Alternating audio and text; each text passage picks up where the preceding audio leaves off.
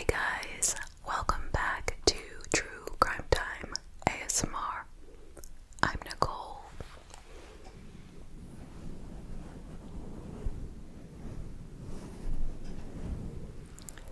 Thank you so much to everyone who has tuned in to this video. I truly appreciate you. And if you're new here and you enjoy whispered true crime, please consider subscribing to the channel. I post 2 times a week, on Monday and Thursday at 6 p.m.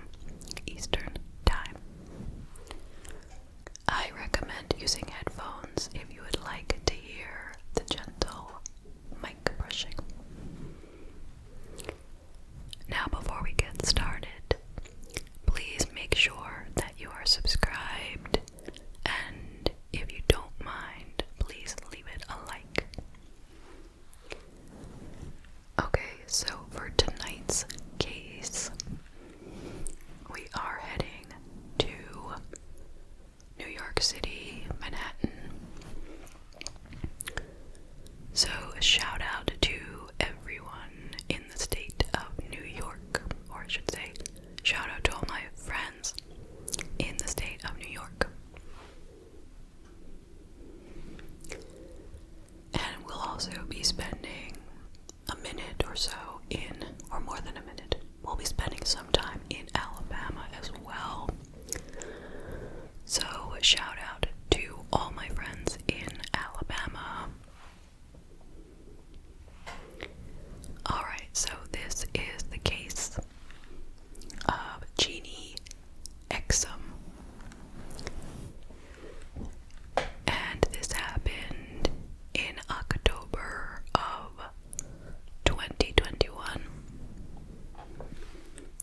At the time of the crime, Genie was 22 years old. So, let's get started with a little background on Genie. Now, I don't have a ton of information on her, but here's what I have. If she has another name other than Genie Exum, then I can't find it. It doesn't sound like that's her actual name. But anyway, she was born in December of 1998, and she grew up in a town called Smith's Station, Alabama. She went to high school at Smith's Station High School, where she ran track, and she was very good in that sport.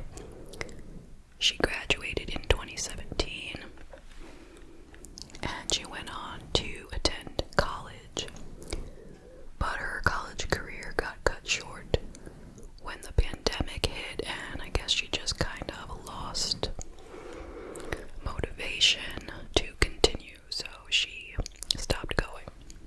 Now, by the year 2018, Genie had begun making a living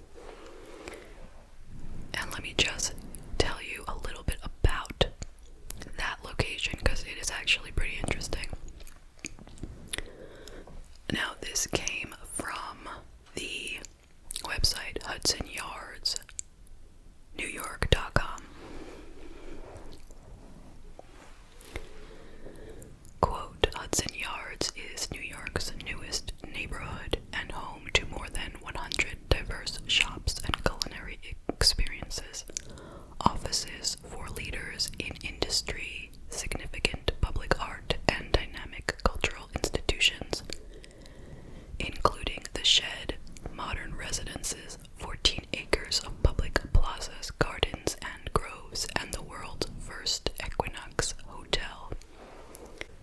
So this sounds like and looks like an amazing place to live. And of course, it comes with an amazing price tag. But that is where she was living, so we can assume that her career was going very well. And she had begun dating a model. His name was Francis Amore, but he went by Baby Boy Pajulis. I hope I'm saying that right. He was 30 years old, and he was a model living in Brooklyn, but he spent a lot of time with Genie in her beautiful apartment. So he worked for the modeling companies, Q Models, and Major Miami. He was 6'2" and was well known for his bright platinum blonde hair. So, as I said, the two of them were in a relationship, and they would often post photos together on each other's Instagrams, or on both of their Instagrams. I can't find his Instagram anymore, but as I said, hers is still there. Moving to the date of the crime, which was October 18th, 2021. It was a Monday, and the two of them were together at her apartment, and it was around 6:45 when they got into a verbal altercation, at which time she went and grabbed a kitchen knife and proceeded to allegedly stab him twice, once in the arm and once in the back.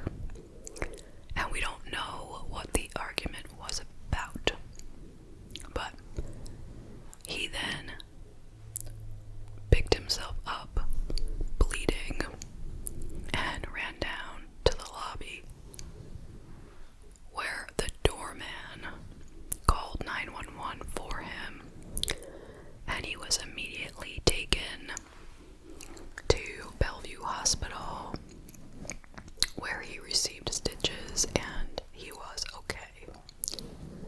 Apparently, the wounds were not too deep. Now, she, on the other hand, was arrested on the scene and brought down to the police station. It has been said that she took this photo, which I am attaching right here. She took this photo, flashing her breasts in front of a police car at this time. And it said on it, caption this.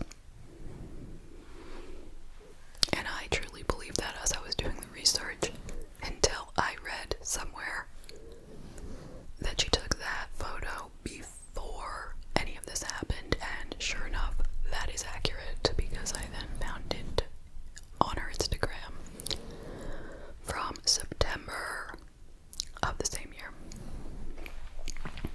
So this photo has nothing whatsoever to do with the crime, okay? Just seems like it could, and people took advantage of that. But anyway, Genie got herself a public defender. I'm not quite sure why she got a public defender, since she had so much money, but maybe she didn't really have as much money as it seemed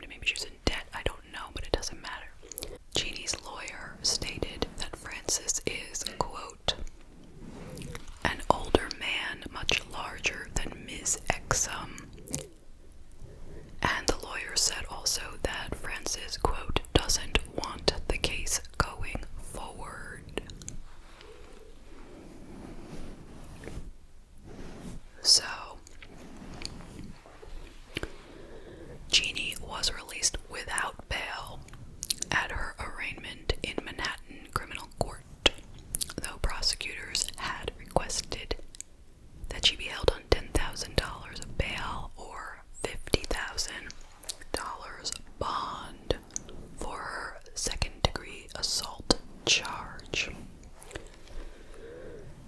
And the assistant DA argued that, quote, "This is a violent case where the victim was stabbed twice, once in the forearm and once in the back." Now, the judge sided with the defense, and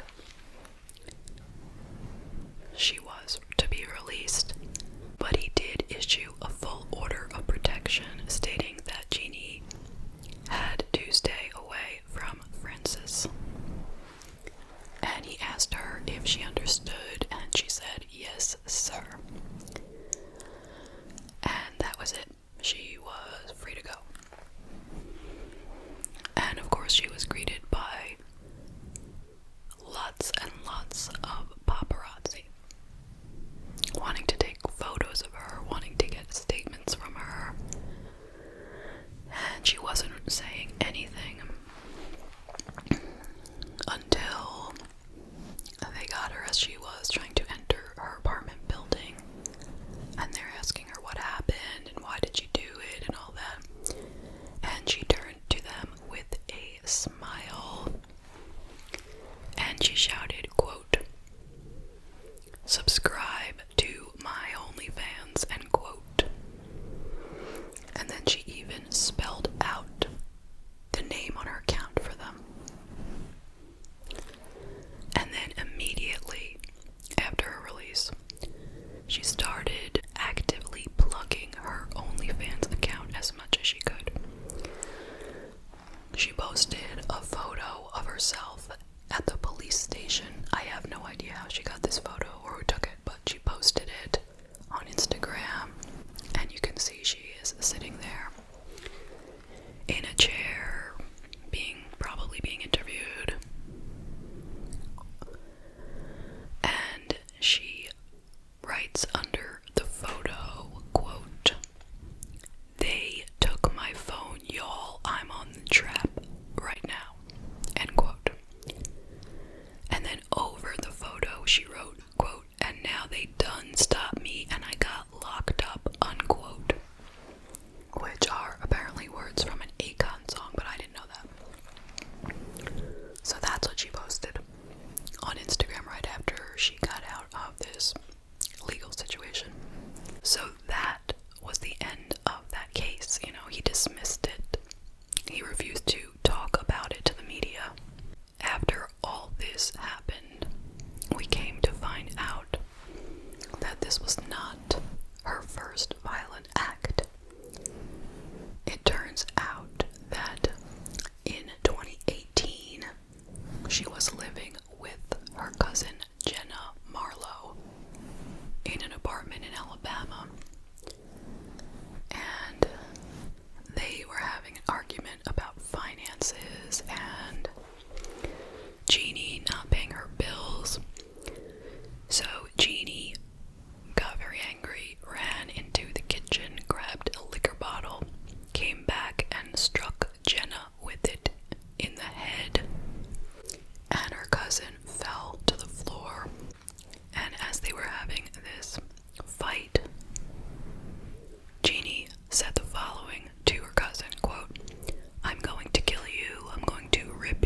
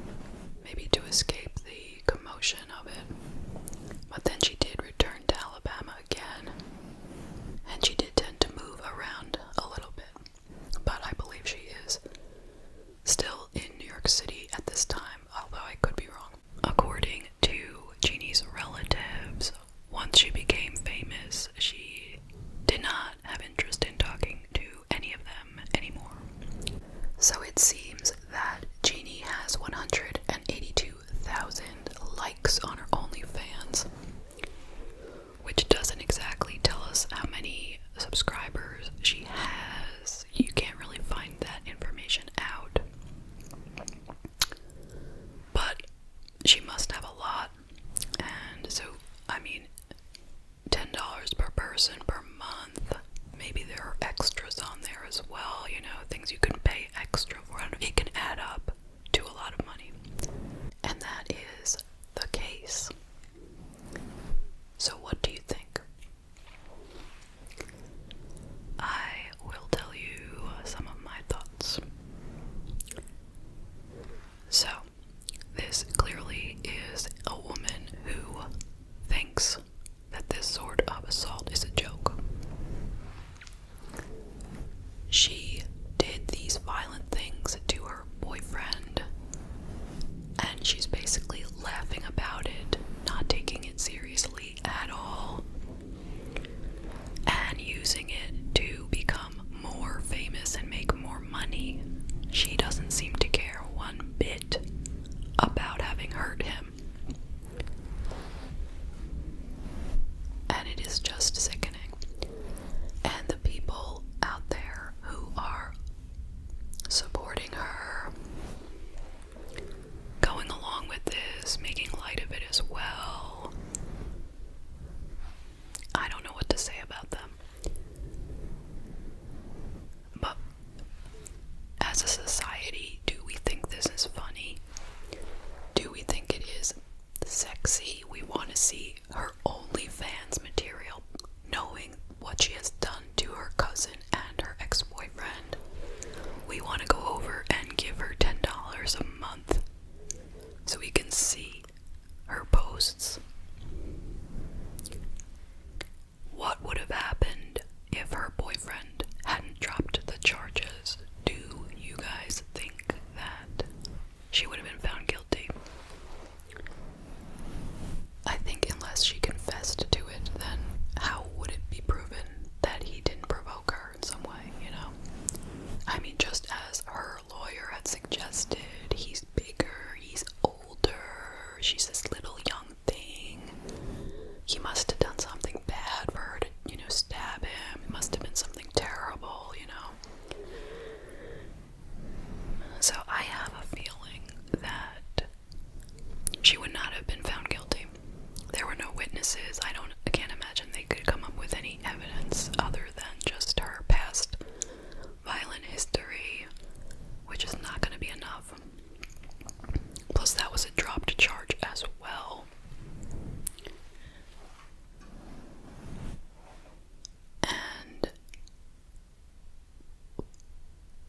And what if her cousin had pressed charges? What would have happened there? Would she have gotten away with that one? It's very possible she could have gotten away with that as well, because once again, no one is there to see it. It could have been a mutual fight between the both of them, and her cousin just lost, you know. So neither of these cases against her would have been very strong, as far as I could see, but you know, I'm not a lawyer or a detective. But regardless of how they're going to turn out, should people drop charges when they are violently assaulted? And look back at a lot of these other cases where people have dropped charges or not, you know, filed any charges, not reported things. And then the aggressor winds up killing somebody in the future. You know, like, that person who didn't report it has to live with the guilt.